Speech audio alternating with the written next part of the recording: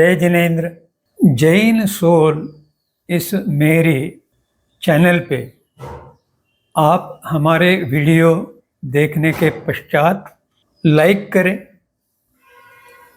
Subscribe करें और notification bell icon दबाएं, जिससे आपको हमारे वीडियो की सूचना सबसे पहले प्राप्त होगी।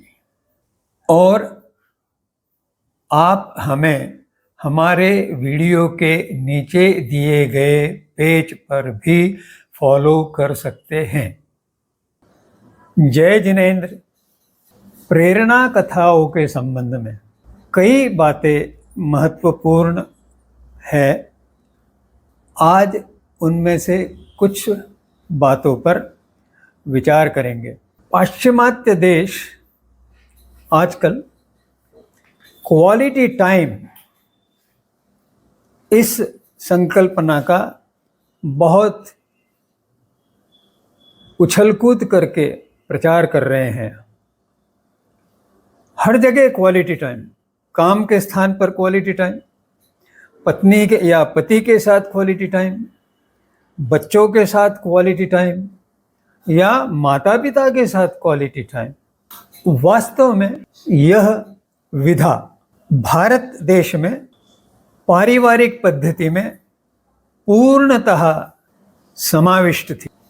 आज जो सार्थक समय की बात की जा रही है, उसका अर्थ यह बताया जाता है कि साथ में समय बिताना।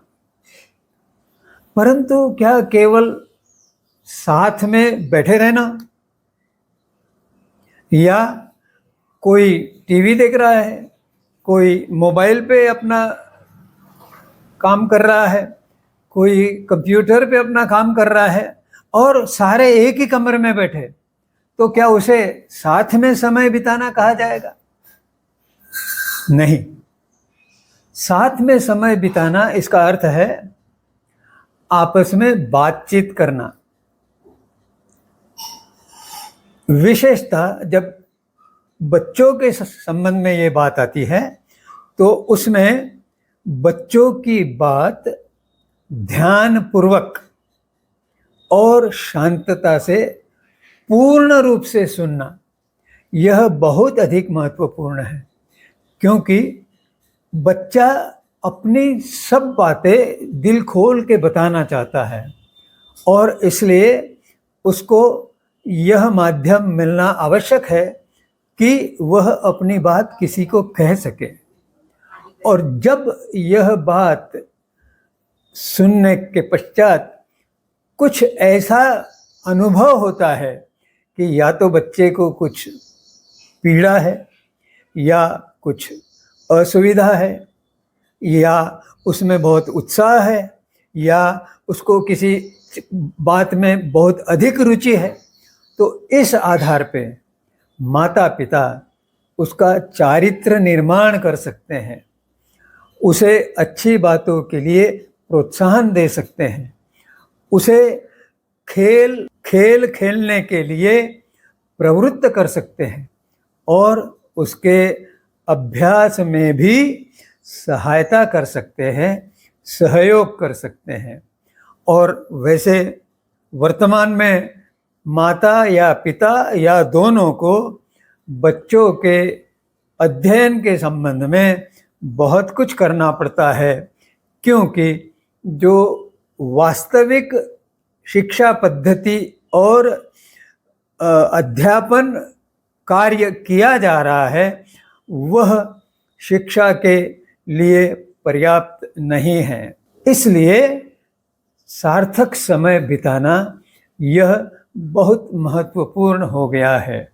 दुर्भाग्य से यह कहना पड़ रहा है, क्योंकि आज का परिवार सीमित हो गया है, न्यूक्लियर हो गया है।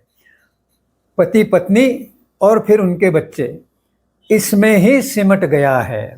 बुआ, मासी, मामा, मामी, चाचा, चाची, दादा, दादी, परिवार के ये सदस्य अब देखने को नहीं मिलते। इस कारण संयुक्त परिवार में जो अपने आप परिस्थिति ऐसे उत्पन्न होती थी कि बच्चों के लिए अलग से समय निकालना या माता पिता के लिए अलग से समय निकालना और क्वालिटी टाइम कहना, ये आवश्यकता नहीं होती थी। परंतु आज की सच्चाई के सामने यह विचार करना आवश्यक हो गया। समय अगर साथ में सार्थकता से बीता तो संस्कार निर्माण हो सकता है, संस्कार निर्मिति की जा सकती है। इसका एक बहुत ही उत्तम माध्यम है कथा कथन। कथ इस मूल संस्कृत धातु के साथ आ प्रत्यय जोड़ने से कथा शब्द की निर्मिति हुई है और इसका अर्थ है जो कहना है वो कहा गया है या कहा जाएगा, ऐसा रोचक और प्रेरक प्रसंग या घटना। प्राचीन परंपरा में दादा दादी, नाना नानी, माता पिता आदि जो परिवार के सदस्य होते थे, वे इस कार्य को भली भांति पूरा कर सकते थे। विशेषतः दादा दादी घर में होने से माता पिता अगर किसी और कार्य में डूबे हुए हैं तो दादा और दादी अपने आप बच्चों को लाड़ दुलार से इस तरह से कथा कथन करते थे कि उसमें बच्चों को रुचि आने लगती थी और वे भी दादा दादी से अच्छा व्यवहार करने लगते थे। यह प्राचीन परंपरा की बात हुई। आज यह भूमिका नाना नानी जिनके यहाँ छुट्टियों में जाके दोहित्र या दोहित्री उनसे कथा कहानी सुनते थे, ये सभी भूमिकाएं अब माता पिता को ही निभानी है।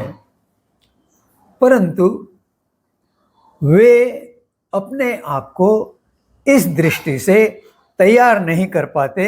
इसका कारण ये है कि प्रथम बात तो ये है कि उन्होंने ही कदाचित बहुत कम कथाएं सुनी हैं और उनके पास कथा कहानियों के कोई संग्रह उनके घर पर उपलब्ध नहीं है।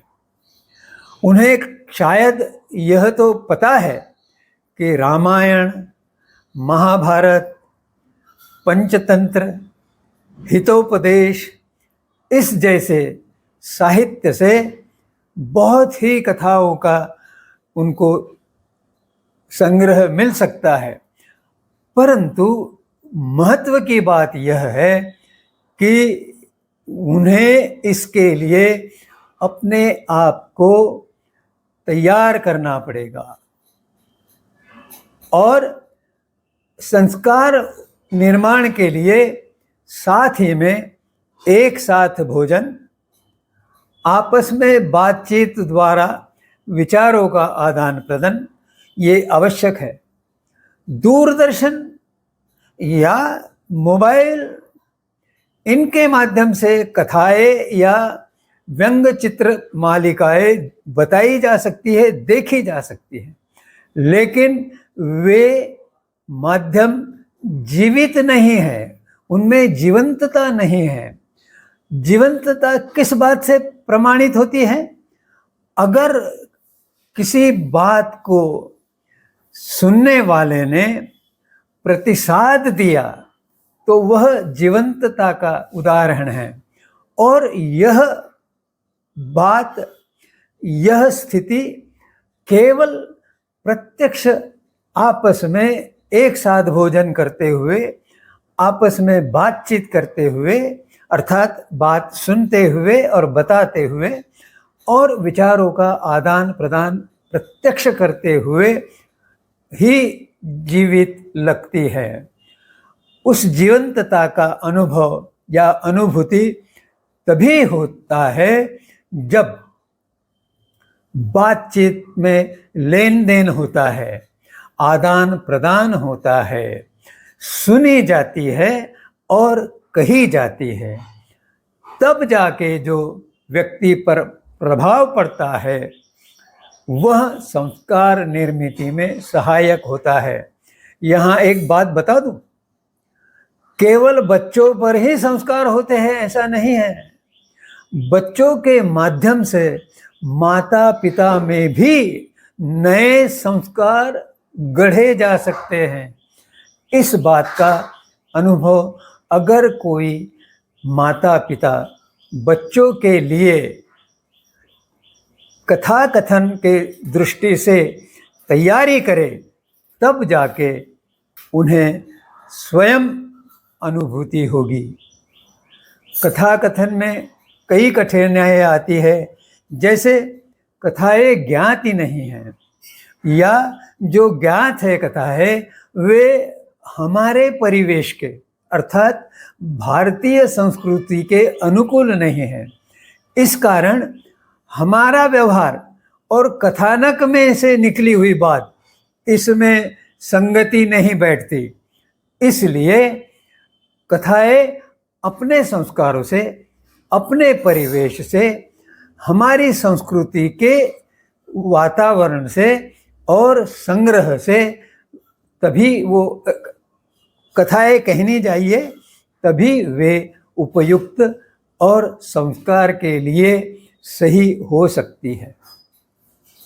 इसके लिए माता पिता स्वयं पुस्तकें खरीद सकते हैं। अगर इतना आर्थिक उपाय उपलब्ध नहीं है तो किन्हीं मित्रों से वे कथाएं, उनके पास रही हुई कथाओं के संग्रह आपस में एक दूसरे में एक्सचेंज करते हुए उन पुस्तकों का उपयोग कर सकते हैं, या किसी ग्रंथालय में सदस्यता स्वीकार करके ग्रंथालय से हर हफ्ते में एक दो पुस्तक लाके उनमें से कथाएं बता के वो लौटाई जाए, दूसरी पुस्तकें लाई जाए। इस प्रकार माता पिता अपने स्वयं को बच्चों के लिए कथा कथन के लिए तैयारी कर सकते हैं और धीरे धीरे स्वयं का ग्रंथ संग्रह कहानी से संबंधित बढ़ा सकते हैं। और जब बच्चे बड़े हो जाएंगे तो उनके लिए ये ग्रंथ स्वयं ही अपने आप प्रेरणादायक बन जाएंगे। उस समय माता पिता का कथा कथन का कार्य कुछ कम हो सकता है, परंतु इसका अर्थ यह नहीं कि वह संपूर्णता से समाप्त हो जाएगा, क्योंकि जो बच्चे थोड़े बड़े हो गए, किशोरावस्था में आ गए, उनकी समस्याएं भिन्न प्रकार की है और माता पिता उन समस्याओं से गुजर चुके हैं, इसलिए उनको वो अनुभव है। तो उस अनुभव से मिलती जुलती कथाओं के संग्रह आप लाके स्वयं कभी उनका उपयोग, बच्चों के मन में कोई समस्या उपस्थित हुई, कोई प्रश्न है उनके सामने, कोई जिज्ञासा वे प्रस्तुत करते हैं, तो उनका उत्तर देने के लिए माता पिता को सहयोगी बनेंगे। मैं जो ये वाहिनी तैयार कर रहा हूँ उसमें जो प्रयास है वह दो प्रकार से मैं उपस्थित करूँगा। एक, जो कथाएं मैं बताऊँगा वे कथाएं मात्र प्रेरणादायक होगी, क्योंकि मैं सभी अभिभावकों की, माता पिताओं की और परिवारों की भाषाओं से परिचित नहीं हूँ, तो यह जो कथा है वह केवल ढांचा रूप में आपके काम आएगी, वो आपके कमी की पूर्ति नहीं करेगी। लेकिन धीरे धीरे इस कथा को जब आप अपने घर के वातावरण के अनुसार ढालेंगे तो वह पूर्ति करने में समर्थ होगी। ध्यान रहे, यह कथा पर्याय नहीं है आपके स्वयं के पुरुषार्थ के लिए, प्रयास के लिए। ध्यान रहे, अभिभावक को अपनी भूमिका निभाना आवश्यक है। स्वयं का उत्तरदायित्व संभालने से ही इस मार्गदर्शन का आपको अपेक्षित लाभ होगा। पारिवारिक भाषा जब आप उपयोग करेंगे, आपके अपनत्व से जब वो कथा बच्चे के कानों पर पड़ेगी, उसका जो जीवंत अनुभव होगा, उस अनुभूति से जो संतोष और प्रसन्नता मिलेगी, वह शब्दों में वर्णन नहीं किया जा सकता। इसके लिए आपको स्वयं ही उस अनुभव से निकलना होगा, उस अनुभूति की प्रचीति लेनी होगी, तभी जाकर मैं जो आपको बता रहा हूँ उसकी सच्चाई पता चलेगी। कृपया आपके स्वयं के मन में, चित्त में और अंतःकरण में कोई प्रश्न, जिज्ञासा या समस्या उत्पन्न हुई हो तो उसे इस वाहिनी के कमेंट सेक्शन में मेरे तक भेजे, तो मैं आपका समाधान कर पाऊंगा। इसमें आपका सहयोग के लिए निवेदन है। जय जिनेंद्र।